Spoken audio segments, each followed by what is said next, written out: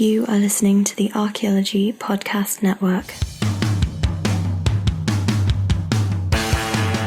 Hello and welcome to the Archaeotech Podcast, episode 29, Should My Company Go Digital? I'm your host, Chris Webster, with my co-host, Chris Sims. On today's show, we answer a question that I thought was already answered or had a different answer than I was expecting. So let's get to it. All right, welcome to the show, everyone. And with me, as always, is Chris Boone Sims. How's it going, Chris? Hey, I'm doing well. Here in Louisville, Kentucky, finally. And you don't sound like you're in a car. Nope. Nice. Well, that's good. You know, at least you're in one location right now, so that's nice. All right, so our show today, Should My Company Go Digital? As I said in the introduction, I thought the answer to this question wasn't even, I didn't even think this was a question, quite honestly. It's 2016. The answer is yes. And I told Chris when I was proposing the show, I was like, I think we should just say yes after the music stops and then have 59 minutes of silence, because there really is nothing else to say. But that's a little too snarky. And although I really, really do want to do that. So we can say too long, didn't read. Yes. If you don't want to listen to the rest of the episode, thanks for listening to this much. You know the answer. For those of you who want to stay tuned, we'll explore the various reasons why you should, how to do it, why not going digital is a very bad idea. And we will get into a lot of this stuff. It's going to be kind of a toolbox episode for going digital. But what prompted this was a comment, and I'm not going to call this person out because it's an innocent question, and I feel like it's like I was telling Chris in the pre-show, I feel like it's almost a failure on our part, the digital archaeology evangelists out there, that this question was even asked. And it was a comment on our Microsoft Surface episode, and the person said, I was thinking about if I could use a tablet to minimize paper. I'll check out your episode. Well, first off, the Microsoft Surface episode was not about whether or not you could use a tablet in the field. It's whether or not you could use that tablet in the field. Okay, that's a very specific thing. We evaluated the Microsoft Surface as a device, not really just for field work, but as a device like on its own, just to use wherever, anywhere. It's kind of assumed that you might use it for field work because it is a tablet, and why not? When I read that question, I was almost dumbfounded because my first response to that was, what are you talking about? Of course, the answer is yes. And my second response to that to myself was, holy crap, we failed. We haven't done our jobs to tell people, the question these days shouldn't be, should you go paperless? The question should be, how should you go paperless? Because there are a number of ways to do that. And you don't necessarily have to go 100% paperless either right out of the gate. You can, and we'll talk about how to do that, but you don't necessarily need to. So let's set the background just a little bit, because apparently there are people that are listening to this for the first time and they haven't heard our pitches before. But I want to talk about this just briefly. 3.5 years ago, I started my own company specifically to go paperless because I was encountering so much resistance at the companies I was working for. I'm not going to get into that. Go back and listen to some stuff. But I'm going to throw it over to Chris because, Chris, correct me if I'm wrong, but when you came to work for DigTech back in, October? We were on a big project, a big survey. Was that the first CRM firm you'd worked for that went totally paperless? And if so, how do you think it went? Yes, that was the first time that I had worked totally paperless, and it went swimmingly. To backtrack, I have been paperless for a couple years at least on my own. I was carrying an iPad into the field with me whenever I could possibly manage it. Not to give any spoilers on our previous episode, but for a number of reasons, the iPad is my weapon of choice in the field because it's so durable. And so I use it for anything from notes to site recording to filling out photo logs to, getting geo-referenced points and stuff like that.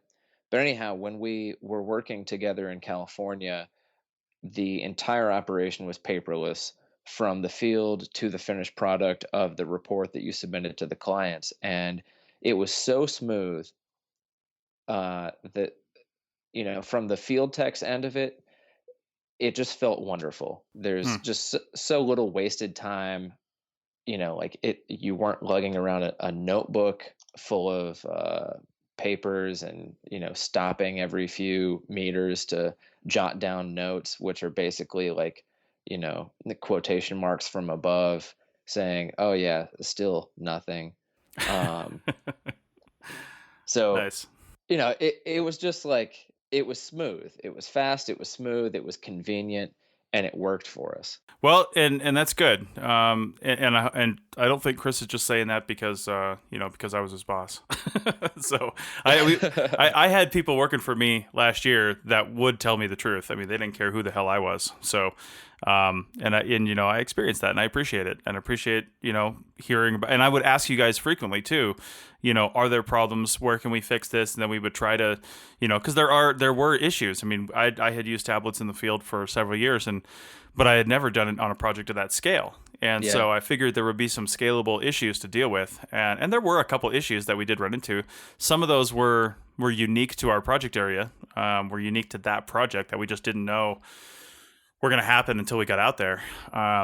But in this first segment, so in segment 2, just to outline this for people, we're going to talk about how to go paperless. We're going to talk about what kind of tablets and things like that and apps that'll help you do that. But in this first segment, we're just answering the question, basically, should you go paperless? And yes, we've already answered that. And then, what happens if you don't, like Chris said, and then some benefits and maybe even some disadvantages to going paperless for those out there. So Chris, what happens if you don't go paperless? Let's just get that out of the way right now. I mean, Earth Day, as we're recording this, I think is tomorrow. Yeah, it's April 22nd is Earth Day. So yeah, that's tomorrow for us right now. Yeah. So you can probably, dear listeners, tell where we're going with this. If you don't go paperless, you're melting the ice caps and you are ruining the planet. No, but in all seriousness, it's a waste of resources to not go paperless, and there are all sorts of counter arguments against that, saying, "Oh, well, what about server space? The energy required to power servers.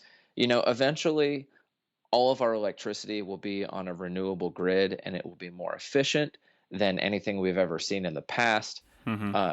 Currently, the model of carrying around notebooks full of paper that will then sit in a banker's box in a warehouse is just all sorts of it's wrong on all sorts of levels. Yeah. It's a waste of resources, it's a waste of energy, it's a waste of time, money. You're wasting the client's money, the taxpayer's money, your own company's money. You're also wasting the time of your field hands. So, if you value your field tech's time, don't have them scribbling on sheets of paper all day. You'll get a lot more out of them, and they won't be so numbed in the mind at the end of the day. I'm glad you changed to field techs because you said field hands before that. That's a very different. Has a very different connotation to it. Field hands. All right. I hope that's not anthropologically wrong. Right. Yeah. Well, we'll see. We'll see if we get any comments. Then you're looking at, okay, so what do we do after our field work is done? Whether you're paperless or not, you're looking at storing and archiving all of the stuff that you've recorded in the field. And numerous states in the United States are running out of space to curate all of the stuff that you give them. And a lot of that stuff is paper. Watch Bill Rathje's segments on garbology, the project that he does in Arizona, and he has said numerous times that paper is the number one waste that Americans deal with, and if they can minimize waste, then we can drastically change the way that we handle waste disposal and also the land space that we're using for landfills and waste disposal. So if we're then to apply all of this back to anthropology and be, this is just my philosophical point of view, responsible anthropologists, then we need to be practicing this. And I think that anthropology is by nature an activist field of science. And so, we need to be actively minimizing our impact on the planet and actively working to use our resources more responsibly, because after all, that's what we study, is how humans use resources. So let's turn it around and do it on ourselves. Anyhow, rant over. Well, and to speak to the environmentalist aspect of this a little bit, just to give you some statistics, which I've been compiling because I'm giving a paper tomorrow our time, at the Nevada Archaeology. Oh, I didn't realize this was actually Earth Day. Wow, I need to change my presentation a little bit, because part of my paper that I'm giving at the Nevada Archaeological Association meeting in Ely, Nevada tomorrow is about the benefits of going paperless and what that can save you. Now, last year, DigTech did 45,000 acres worth of survey, and we recorded on those two projects. Yes, only two projects in 45,000 acres. Welcome to the West. We recorded over 300 sites, over 2,000 isolates, and took over 1,500 photographs. Now, calculating that out using the California DPR site record system and all the different sheets of paper they have. There's usually 2 artifacts per page, or 2 photos per page. We got artifact record, an archaeology record, a primary record, and then all sorts of other forms as necessary. I've done some rough calculations on how many individual pieces of paper that would be, and it came out to just over 6,000 sheets of paper for those 2 projects. So now that's keeping in mind that this stuff is almost always printed single-sided, and honestly, that could be doubled for a lot of companies, because when I say 6,000 sheets of paper in the field, that probably would have been realistically around 2,500 to 3,000 sheets of paper, because a lot of people will write really small and do that stuff. But when you go into the office and then you type that up, a lot of companies will then print all that out for storage. You don't actually have to send it in to the agencies as hard copies in most cases.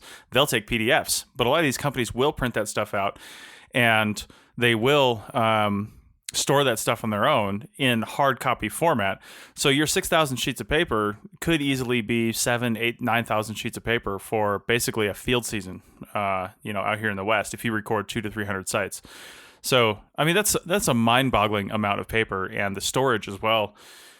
And then copiers and the ink and the toner and all that stuff. I mean, it's just, I can't even imagine it. I simply can't even imagine it. And that's what everybody is doing literally right now. There's probably people printing as they're listening to this. They're standing at the copy machine with their headphones on, and hopefully they're just shaking their head and making copies. That's all they're doing. And then another point on what happens when you don't go digital is, aside from the efficiency in your labor costs and the environmental aspects, on a scientific level, if we're talking about like positivist theory on science, like, our goals in archaeology as scientists are to become more precise, more efficient, more accurate in what we do. And this also justifies the cost to clients, investors, taxpayers, etc. And so if we are going to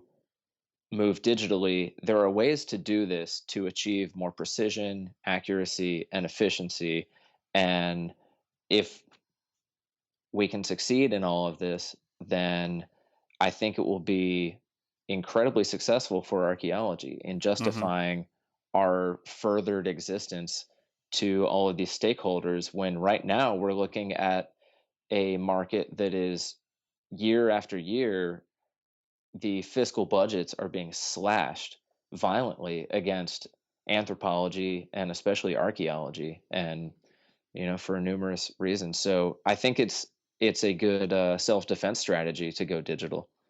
And that's completely right. I mean, other companies, other industries have already gone digital. They're already doing this, and it's just we almost look silly by not doing it. So let's talk about, in the remaining minutes of this segment, let's talk about some of the benefits and then possibly some disadvantages of going digital. So one of the benefits, definitely, aside from what we've already mentioned with saving on paper and things like that, data security. These tablets, we used iPad minis, and I was transitioning, not all of them were like this, but I was transitioning to the iPad mini 4s, and they all have fingerprint sensors, so you can save up to, I want to say 5 fingerprints in there, which is usually enough for a crew. You can get your whole crew on there, and it's easy enough to, take one out and put another one in, things like that. So you can do that, and then it's also got, a key code entry as well. You can use one or the other.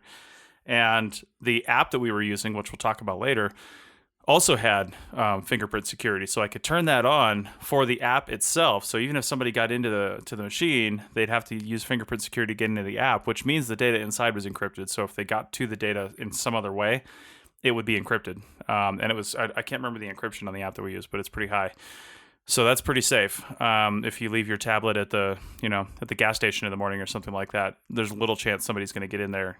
In fact, the chance is so small, it's practically zero that somebody's going to get in there and see your stuff. Whereas if you leave your clipboard, which I've seen done, and I know we all have seen it done, you leave your clipboard outside or somewhere at a picnic table or something like that at a gas station, and all your information's in there, all your UTMs, your sites, everything, it's all in there, and for anyone to see. So that's not very secure at all. And then efficiency, we've touched on that with using it in the field. Efficiency is a really big one. If you do it right, if you don't do it right, it can slow you down a little bit, but that's just a learning curve sort of issue that we'll get to later. But with, these things can be way more efficient because, you don't have to, I mean, I've been on plenty of projects where, you have special inventory forms and things like that. And you're like, oh crap, I'm out of tin can inventory forms, or I'm out of, primary forms or something like that. Somebody's got to haul ass back to the truck and then get more. That might be bad crew chiefing. Somebody might be saying that. You should always check and make sure you have enough, but it happens. It happens that you just don't have enough. So, that's one of the efficiency aspects. And then also, if you get pretty decent at typing on that, and most people did, you're creating a product in the field that is not shorthand, that is not, simple. It's something that you can, you're creating a finished product in the field. That's what I told my people. And that was, learn how to write complete sentences and not shorthand and things like that. So you can do that. So, Chris, I don't know how much you used it, but do you want to speak to the resources that we had on there? I don't know if you ever actually delved into those. We didn't have a project where we had to really dig into that stuff too much, but it was nice not having to carry a binder around with all the historical and prehistoric data.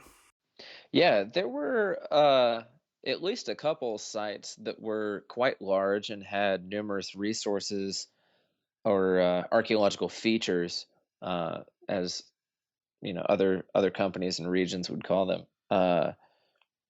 And so we'd go around, and all of the reference materials were loaded into the PDFs on these iPads. And so Mm-hmm. everybody on our crew had these iPads. We'd wander around, and we could all be scattered throughout these enormous sites.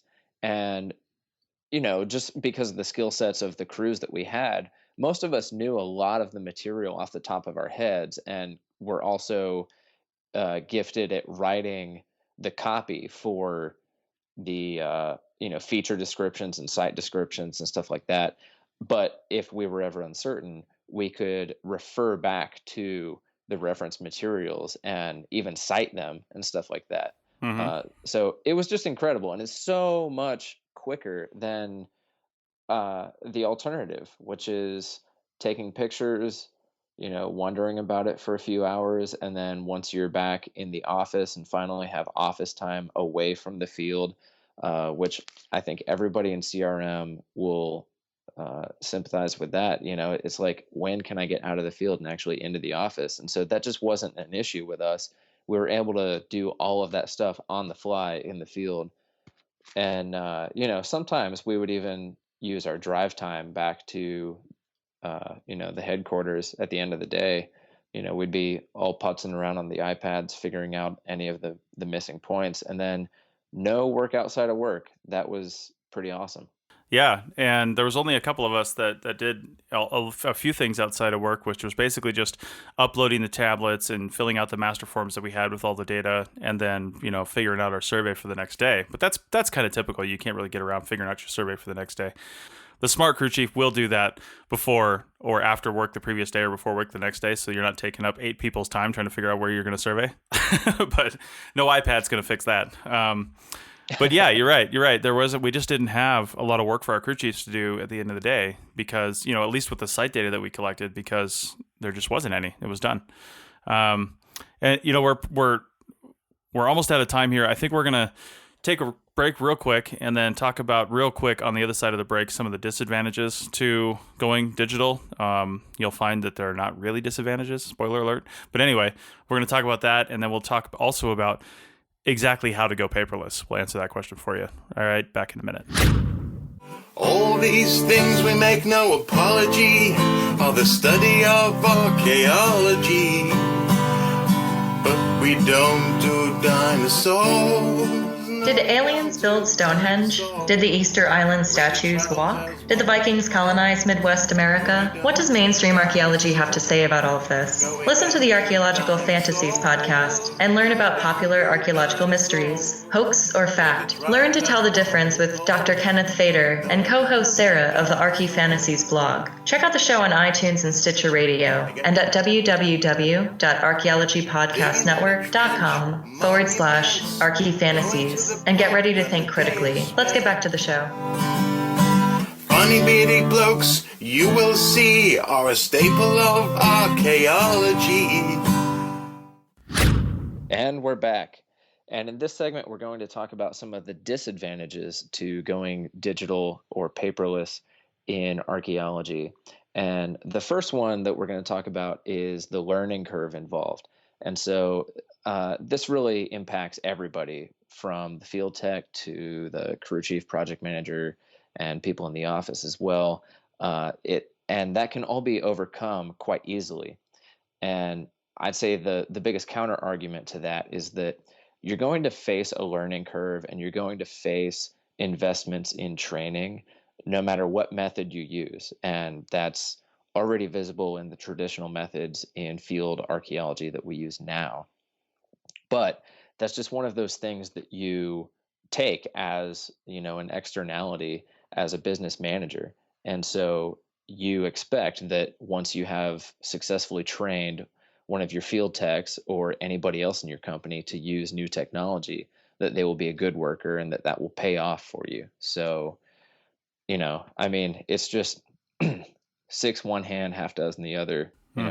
What do you want to do? Yeah, and one thing I always think about, especially with the iPad, I'm a big fan of the iPads, and we'll talk about why in a few minutes, but I remember seeing something, and I wish I could cite this, but I don't remember where it was. But there was probably missionaries would be my guess, but there was a group of people that went down, and I want to say it was down somewhere in South America. And they had these iPads, and they put a couple apps on there, and they had them somehow connected to the internet as well. I don't know if they were cell enabled and they was working down in that area. But anyway, they left these down there. They were unlocked. They were just, tap, and there was no instructions, nothing on there, ready to go. This has been done with computer terminals, by the way, in places where people have never seen a computer before in their lives. But they left it in one of these villages, these couple iPads, and these kids just picked them up. And within minutes, they had figured out how to open apps, and they were playing with the apps and figuring them out. And they were simple games and things like that, educational things. And they picked it up and they figured it out. They knew how to get out of the apps. They knew how to tap. They knew how to do it. It was just intuitive. So well-crafted apps for especially the iPad, because that's the one I have the most experience with, should be easy to use. There shouldn't be a real heavy learning curve for the app. Now, that being said, there are some more complicated apps out there, and you will have to learn a few things, but it's no different, like Chris was getting to, it's no different than anything else we have. I mean, hell, you have to teach somebody practically every single time you have a project how to do the Trimble or how to run a total station or something like that. Nobody remembers that stuff. It's been 3 years since I used a total station. I'd have to totally look that up again. Right. And how many people need to be taught how to use a compass or taught how to look at a map? And, these are things that, if anything, they're easier to teach on a tablet. Yeah, for sure. And that's one of the efficiency things we forgot to mention. All our field maps were also on the tablet that you could draw on. We didn't have to print new 11 by 17 maps for everybody every day, and they didn't get destroyed because you're getting all sweaty and it's in your pocket. Anyway, I just had to mention that because having the maps on there was, to me, one of the biggest advantages. But anyway, some of the other so the learning curve, not really a disadvantage, because I think most people, of all ages can really figure some of this stuff out if they just give it a little bit of time. So some of the other disadvantages, and I'm going to lump these all in together, are heat, cold, and battery. We'll talk about durability when we talk about what tablet you're supposed to get, but heat, cold, and battery, those are problems that have really kind of already been solved. Most archaeological projects are not going to be in the extreme heat conditions, and most are not going to be in extreme cold conditions. So you've already knocked out probably 80% of projects out there, where that other 20% is on the fringes.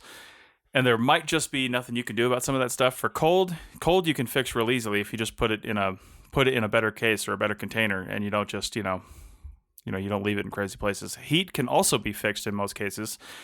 The iPad or any tablet with a glass screen, because of the way glass conducts UV radiation from the sun, if you leave that thing glass up, even if it's only 75, 80 degrees out, if you leave it glass up in the sunshine, it's going to overheat. It's going to get an overheat temperature sensor warning. So it's not going to destroy it, but you're going to have to cover it for a little while and keep it cool. And some of the crew members realized that out in the field, where some of our tablets did overheat, because when they were typing, they were in a position where the sun was just shining right on it. And not only does that reduce your visibility on the screen, I always shade it with my own body and my hat, but that will overheat the tablet pretty quickly. So, but it's just a procedure thing. And again, that goes back to learning curve. Those are some of the disadvantages. I think we've shown that they're not actually disadvantages. They're just things that need to be overcome. I can't honestly think of a single disadvantage to going paperless, a single disadvantage to using a tablet. It's just different. It's different. And in a lot of cases, it's better. It's better for the environment. It's better for your project. It's better for the budget. It's better for your clients. It's better for everybody. It's better for your field techs. I'd rather they carried extra water than a 5-pound binder full of paperwork, with all their references in it. I'd rather they did that than have to worry about, carrying that kind of stuff. So, one tablet, super easy. So, Yeah. Well, and also there is one argument against using tablets, which is oh, well, what if it fails? But a well integrated crew that is paperless and digital, they'll be able to work around that just as easily as if, someone's notebook got wet, or someone dumped a bunch of mud on it or something like that. We all adapt. We're all familiar with the mantra, be flexible out in the field. And this is just another example of that. If we're a well integrated digital team out in the field, we have ways to work around it, just like you touched on just a minute ago with, don't leave the glass up to the sun, and shield it as much as you can. Insulate it if it's cold, also insulate it if it's too hot. And also, there's tolerances. Sometimes maybe your field crew doesn't need to be out in some of these situations. Yeah, maybe if the tablet can't handle it, you should probably not have your people out there either. And anybody that's had one of those metal forestry supply clipboards, or you can get them at Staples and things like that too. I've got one of those, and I'll tell you what, when I set that clipboard down, or when I used to, I haven't used it in years, but when I set it down, I already set it in the shade, because my God, will that thing get hot. You'll pick it up and it'll just burn your hands. So you could absolutely cook an egg on that thing. Absolutely. Yeah. So, it would be an aluminum tinged sort of egg, but hey, we're used to that. Yeah. So let's talk about durability. Because the first thing when you're going paperless is you have to choose what kind of tablet to buy. And first off, I would say not all tablets are the same, obviously, and possibly not even, you probably can't even buy one tablet to do everything you need to do, especially if you're doing a lot of excavation. Maybe you're doing shovel testing, maybe you're doing some testing, maybe you're just doing survey. There will be actually different tablets that are better suited. Now, when I was on my first project last year, we had actually a couple iPad minis and we had a couple full-size iPad Airs. We had an iPad Air 1 and an iPad Air 2 out there. And I started out on the iPad Air 1, and my other crew chief started out on the iPad Air 2. And so those are full-size 10-inch tablets. He liked it. He loved his. I couldn't stand it. I actually thought I was going to like it better because of the screen real estate, but really we're dealing with a lot of text and just typing. And I realized that the way that I was holding my iPad, I wanted to just slip it in the pocket of my vest, my safety vest. The iPad mini was just a way better tablet for that. It's tiny. It's 7 inches. I think it's actually about 8 inches, give or take. And I was able to easily just slip it into my vest. I had these cases on some of them where it had like a strap, and some people would strap it around their neck or something like that, which was an option. And if you're going to use a mini, it's way lighter than the full-size iPad, especially with the case on it, which we'll talk about in a minute. But so we had those. We had the iPad minis, and they were great for field survey. great for site recording and all that. I have started thinking that an iPad Pro or even a Microsoft Surface Pro, refer back to episode 28 for our review of that. But something like that might be better for a lot of sketching heavy responsibilities, like excavation, where you're sketching, you're opening or closing, overview shots, you're sketching profiles and things like that. A larger device with a pen or some sort of stylus would be way easier to do that on. Not impossible on a mini or even a regular iPad, but the Pro or the Surface Pro 4 would probably be a better device for that. So durability. Now we had by the end of the field season, we had 8 tablets in the field.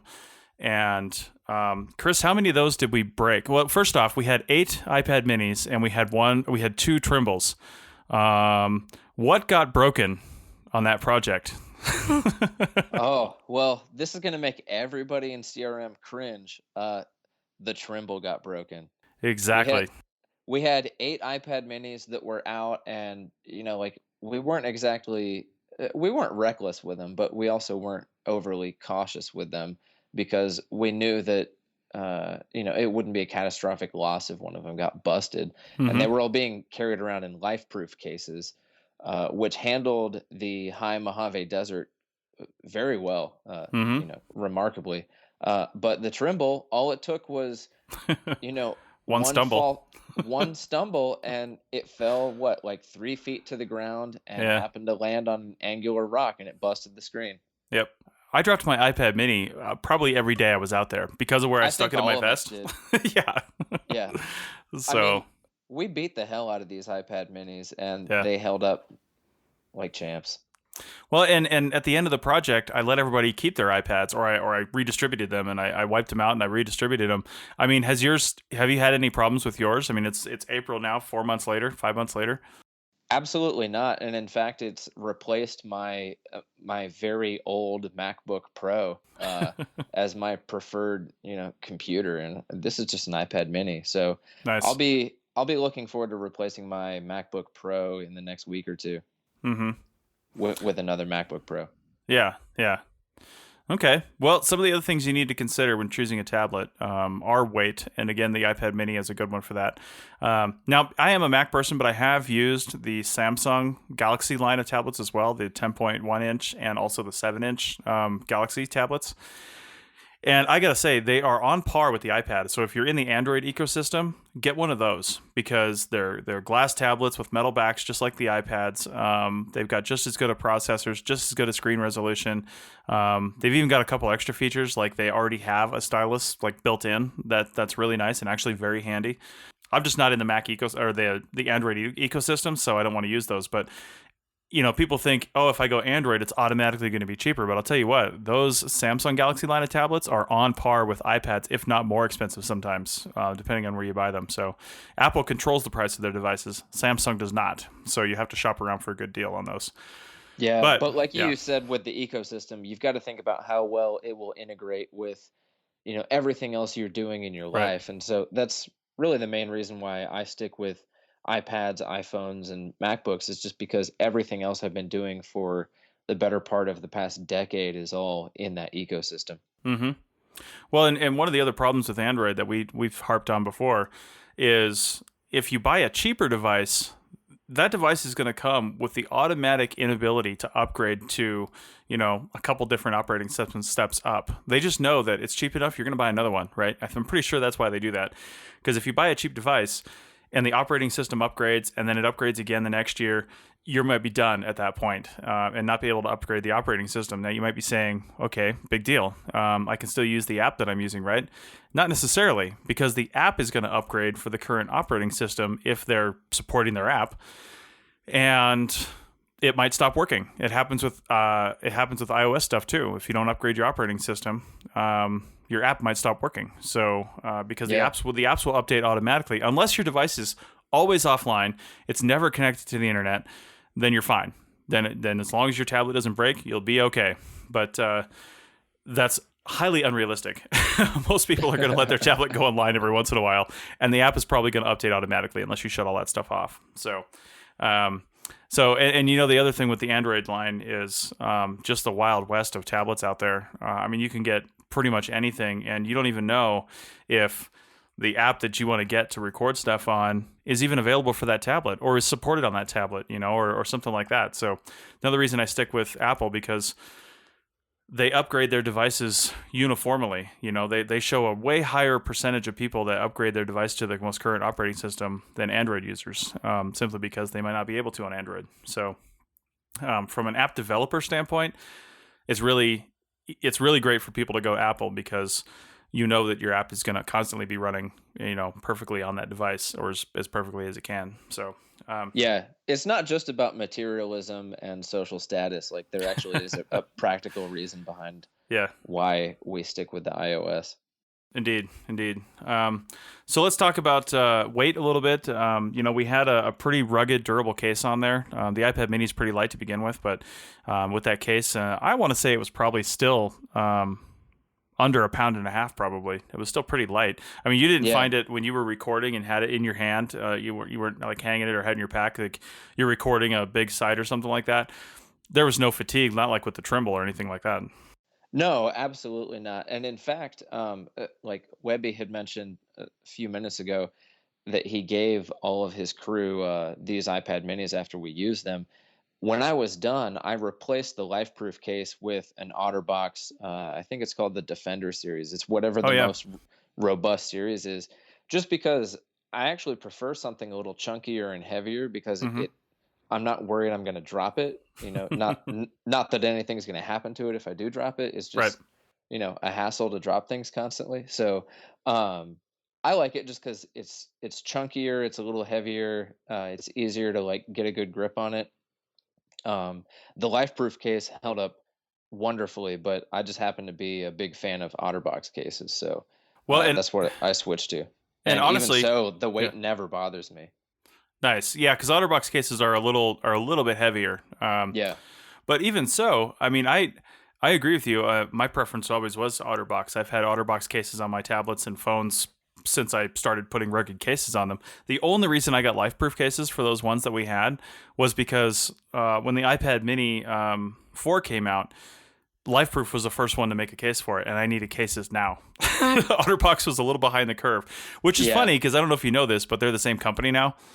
I did not know. Yeah, that. One of them bought the other, and I can't remember which one it is, but they maintain the separate product lines. So, yeah.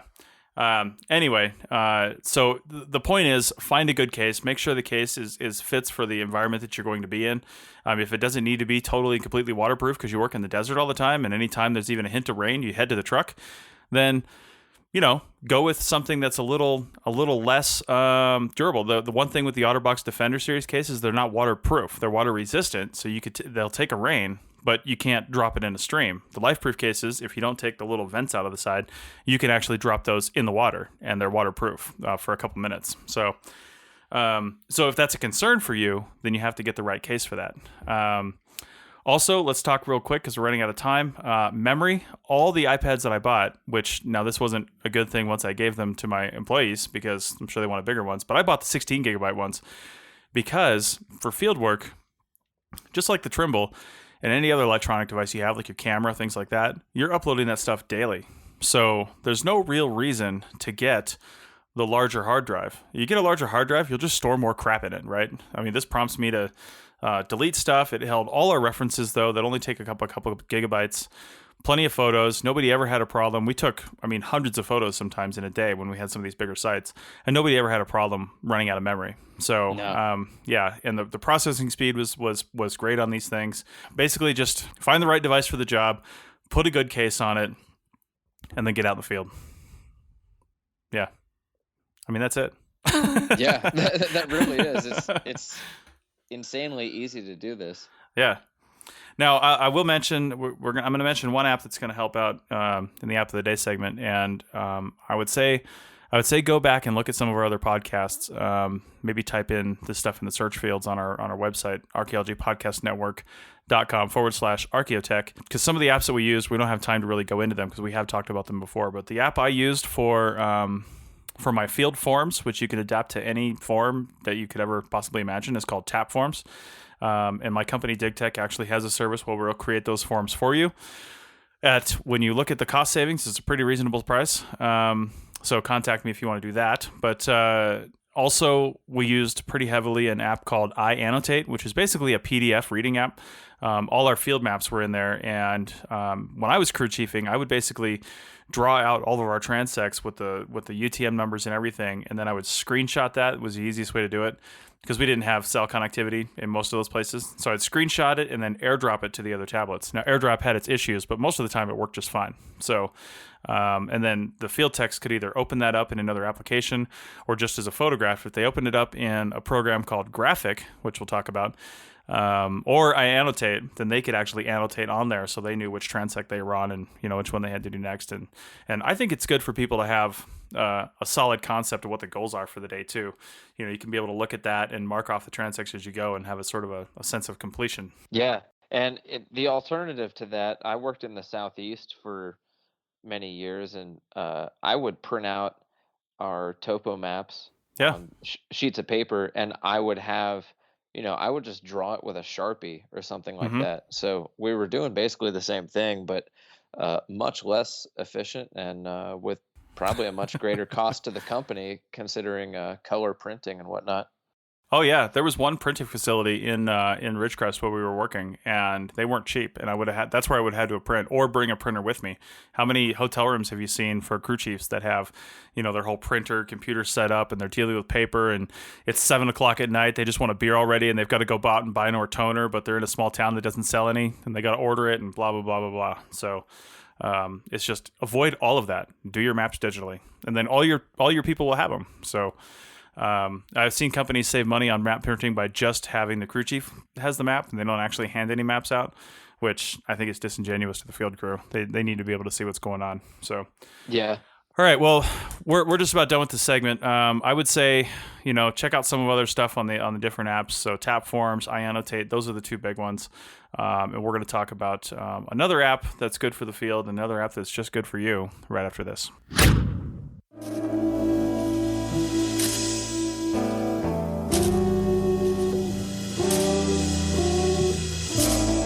The CRM Archaeology podcast brings together a panel of cultural resource management professionals to discuss the issues that really matter to the profession. Find out about networking strategies, job hunting, graduate programs, and much more. We'll often feature interviews with college professors, CRM business owners, and experts as well. Check out the show on iTunes, Stitcher Radio, and at www.archaeologypodcastnetwork.com/CRM Arc Podcast. Let's get back to the show.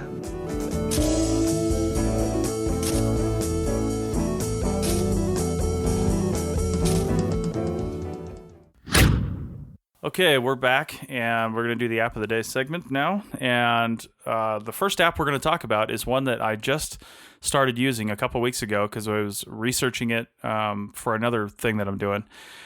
And it's called GPS Tracks. You can find it on the Apple App Store. I don't see on their website here anywhere where it's Android supported. So yet again, we have a non-Android supported app. Sorry about that. I actually just realized that. But anyway, so some particulars. This is for iPhone and iPad. For iPhone, it's 99 cents. I want to say for iPad, here, let me just click over. Oh, it's not going to tell me. So for iPad, I want to say it's $2.99. Now that's the base price of this application, and there are some add-ons that you can do. You can pay another $2.99 to basically unlock all the datums out there, like all the datums in the world. So I was able to switch mine to NAT83 because the default is WGS 84. And obviously, WGS 84 doesn't work for most fieldwork applications. So we're either NAT 83 or NAT 27. And I was able to do that. And then also, I just paid, actually yesterday, I paid $19.99 for a yearly subscription to all the maps of the world. They've got... and you can upload custom maps as well, which I haven't played with yet. So I can't speak to that just yet. But so GPS Tracks Pro, which is what they call that, there's these Mapbox apps, which Mapbox is a pretty... if you don't know what Mapbox is, you do, because you just don't know about it. They've got an API that allows you to put Mapbox into other situations. Like I think the Weather Channel app uses Mapbox for their mapping. Oh yeah, yeah. I love Mapbox. I've used it on my blog a few times on GoDigAhole.com. Yeah, absolutely. And what I like about some of the maps they've got here is they've got maps set up for different situations. Like they've got dark maps, they've got high contrast maps, outdoors maps, things like that. Yeah. Yeah. So then there's the GPS tracks maps, which these are maps that they've, I guess, done versions of because they obviously didn't create these, but they've got the NOAA nautical charts, which is awesome. And for me, something I'm going to play with probably next weekend when I go flying with Civil Air Patrol is they've got FAA, VFR, and terminal area chart maps, and also IFR high and low altitude route maps, which is just phenomenal. I mean, usually those are pretty expensive, and I'm going to have them right here. So, and I've got a cellular-enabled tablet that I'm using this on. So while I'm flying, I'll be able to see myself moving across the landscape on an actual FAA sectional chart, which is pretty amazing. Hey, you're supposed to shut those things off in airplanes. Now, okay, that's a good point. You're right. But if I shut off the cellular antenna, the GPS still works. So, Nice. yeah. So that's all I need. Because you can download the entire map. You can download a cached area of these big, heavy, data-heavy maps, not like the whole entire country. You wouldn't want to do that anyway. But you can say, okay, I need this 100-mile by 100-mile section today, so I'll download that to my tablet, and you don't have to worry about it. Very cool. Yeah, so some other things it's got going on here. Thunder Forest maps. I've never even heard of those. Esri maps, which I used today on a project. Esri USA topo maps I had right on the background. They've got world topo maps, ocean base maps, satellite maps, all the Esri stuff. And the topo maps were the topo maps that you would expect to see, the typical USGS quad maps. And then they've got Cal Topo maps, so obviously, and I haven't used those either. So this is Cal Topo US Topo Maps. I guess that's a company. I'm not actually familiar with them.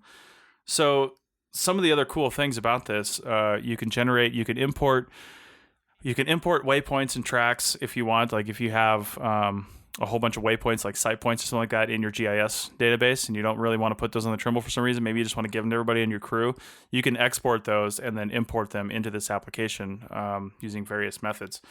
But one of the things I like is you can also, so I created a bunch of points in here for what I was doing today. I needed like 18 points. I'm looking at it right here. I was able to put all those into a folder as I created them and then export those points as a CSV file. Just so you know, though, there are other export options. Let me see here. Let me take a look here. So the other export options, and this is pretty phenomenal, are so CSV, GPX, KML, KMZ. You can export it just as an image or HTML. So that's pretty usable. I mean, you can read any one of those files with just about anything out there. But the way I used it was I exported those as a CSV file into Dropbox, and then I went into Dropbox on my tablet and opened that CSV file with tap forms. Now, when you import a file into tap forms in the cold, which means you're not importing it into a certain form, it will actually just create a form based on the file that you imported. So, all the headings were there. And what this exported was basically the name that I had given it, the UTMs, because you can choose UTM or degrees or however you want to do it. The UTMs, the altitude, the date, and then the address for the point if I had one of those in there or any other information that I had. So that was pretty cool. And then I added just a few fields to it that I needed for that day. And I was able to just, go about my business. So I would highly recommend using this. There are some usability issues, like creating tracks on here. If you want to just draw some lines on here for some reason, is not very intuitive. It took me a little while to figure out how to do that. And also, there's one other thing that is super annoying to me. I can't find anywhere in here, and now that I've got the Pro version, I was hoping maybe this would solve it, and it hasn't. You can't click on your list of waypoints and then have it, and if somebody knows how to do this, please tell me, but you can't click on your list of waypoints and then click on a waypoint and have it just take you to that waypoint. So I don't understand that. I honestly don't. I mean, I've got a whole bunch of waypoints on a map here. I wanted to zoom the map to that waypoint, and it simply won't do it. I'm not really sure why that is. But there are some other good things here. You can record a track with this. There's a little start button up there all the time, and when you hit that start button, it will record a track, and that track is exportable in a format that you can use. Of course, it's not going to be submeter unless you're going to use a submeter Bluetooth add-on. No, I think this is a fantastic application. It's worth the money. It's worth the $2.99 if you want to download it for your tablet. I mean, it's worth that just on its own. It's really easy to create waypoints on this thing. You can just enter them in like I did, or you can center the map on where you want to do it and hit this little arrow on the top of the screen and then create a waypoint that way. So I encourage you to check that out. If you do use it, let me know how you use it and how you like it. And if you have any complaints. One more thing. There's a measure tool on here that works really well. You can do areas and all kinds of stuff in various formats. You can do acres and all kinds of things. It's pretty handy. So that's the GPS Tracks app. Get it for your iPad or your iPhone. And like I said, let me know how it goes. Here's a question about that app, Chris. When you're creating maps and stuff in the app, are you able to export them in a format that's usable immediately in your reports? I would say no, honestly. You can. Now, that being said, that's because you can't, reports are going to take a lot of extra formatting. Now, I will say, though, that what I have done is I've got all my points on here, and I have exported that and then, as an image, and then imported that into Graphic, formerly called iDraw. And I've got some templates set up in there because the report that I'm producing for these are just cell tower reports. They actually don't want any GIS information. Like, they don't need shape files and all that stuff. So since they don't need that, I'm not giving it to them, cutting down on my workload. And all they need is an image that shows where are the points that you took photos and, what do we have to worry about here. So I just export this into my template that I've already created for a map, which has my company information down on the bottom, the figure number, and then the quad map. And I just have to enter that information on there and I'm good to go. So in that respect, yes, you can, but you will likely still have to do a little bit of touch up to it because, maps always have a bunch of extra junk on them, legends and stuff like that. You'll have to create all that because it won't export that. Yeah, but that's not too bad. I mean, it'll suffice for a preliminary map to the client for like a quick update. Yeah, absolutely. Yeah, it would definitely work for that.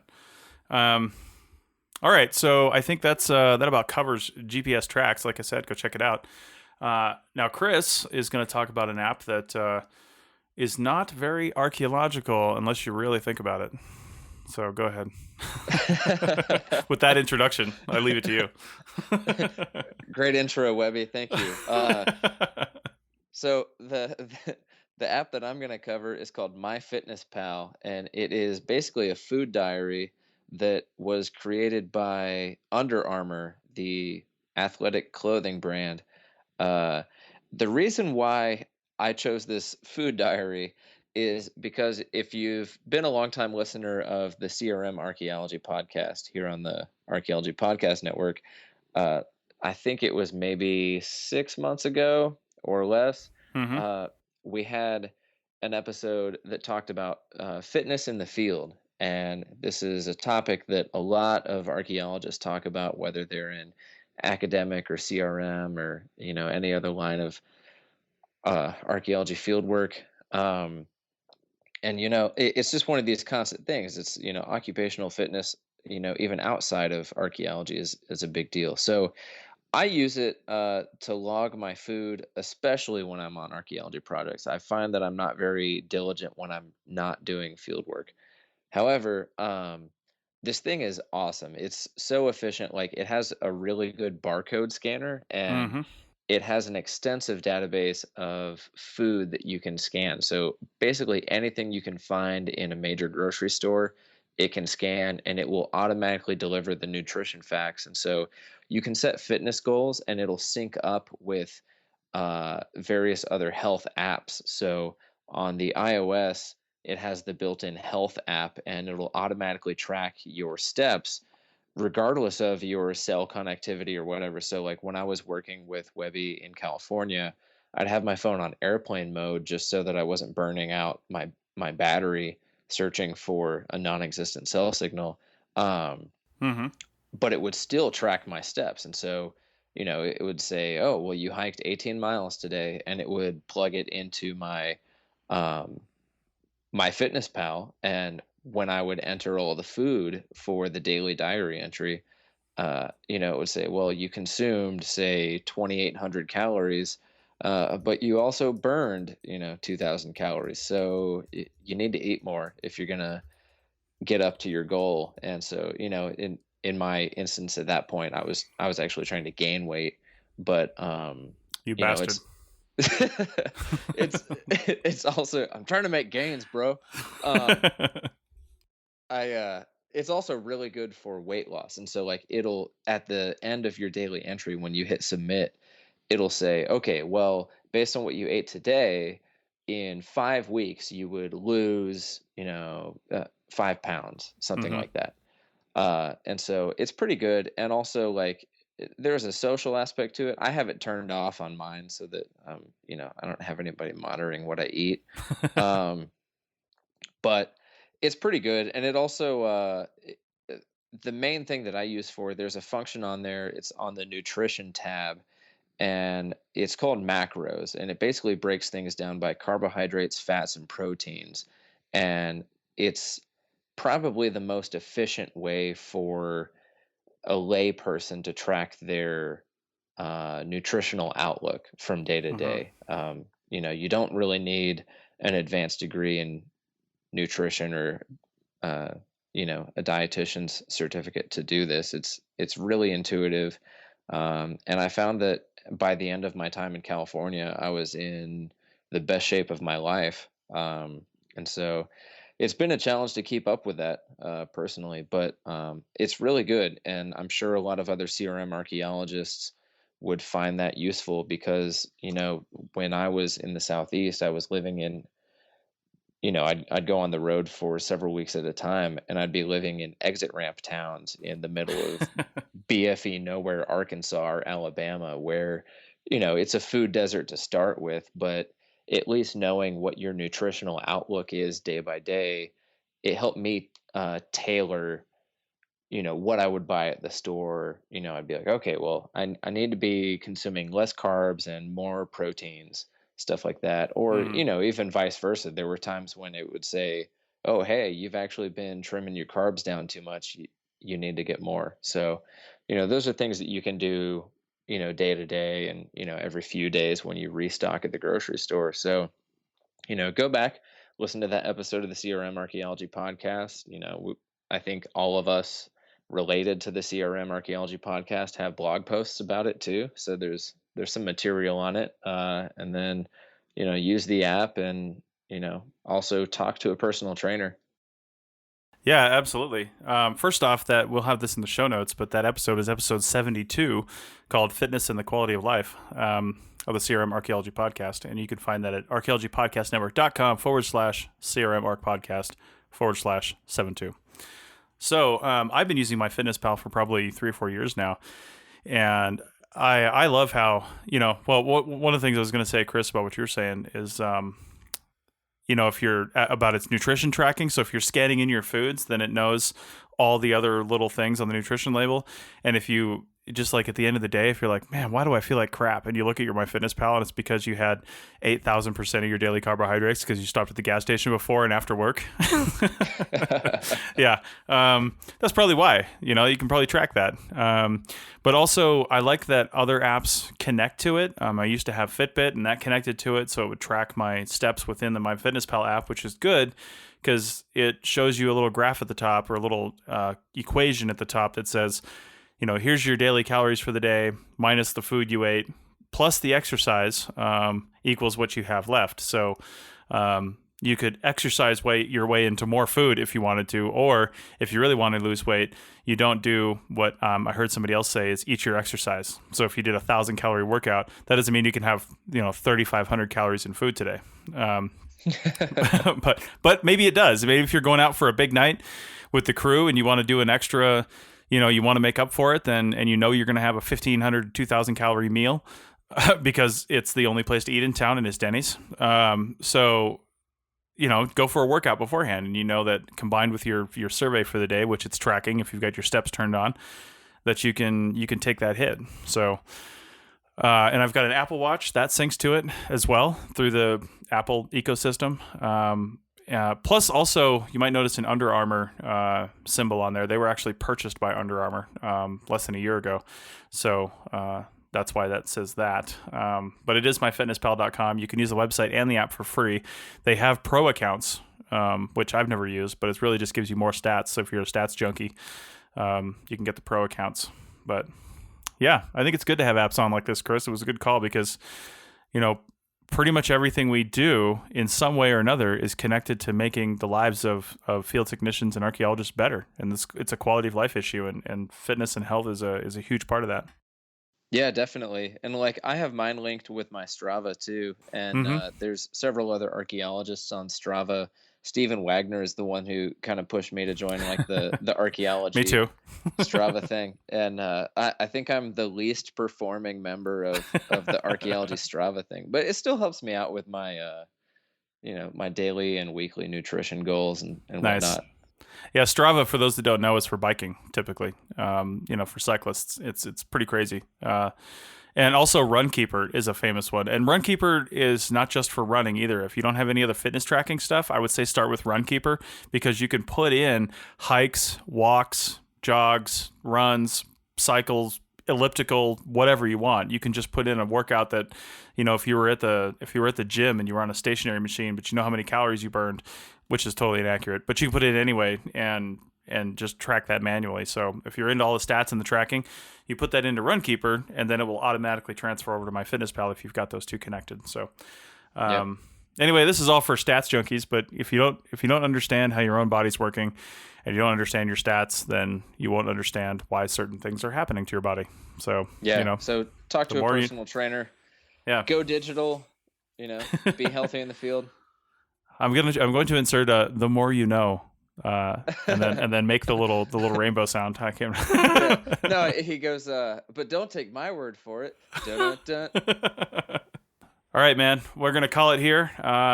Thanks for coming on. And these are some good apps. And if you have any questions about going digital, either of us are ready to answer questions on Facebook, or send me an email to the podcast, Chris at archaeologypodcastnetwork.com, or Chris Webster at digtech-llc.com, and we'll help you do that because everybody should be digital. It's not even a question.